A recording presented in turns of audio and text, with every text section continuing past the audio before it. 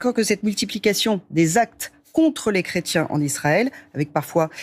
des insultes, des crachats, c'est un phénomène relativement nouveau. Oui, en tout cas qui s'est intensifié. Vous avez raison de préciser, d'une part en Israël,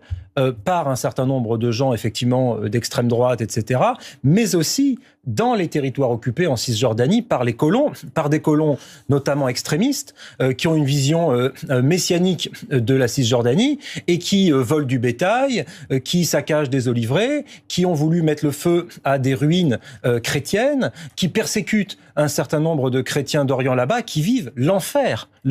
depuis des années. Si vous mettez ça aussi en regard avec l'église de la Sainte Famille qui avait été bombardée avec des morts à Gaza, si vous mettez ça en regard avec des villages chrétiens au Liban du Sud, puisqu'on en parlait tout à l'heure, qui sont pilonnés et bombardés, vous vous apercevez que être chrétien aujourd'hui au Proche-Orient,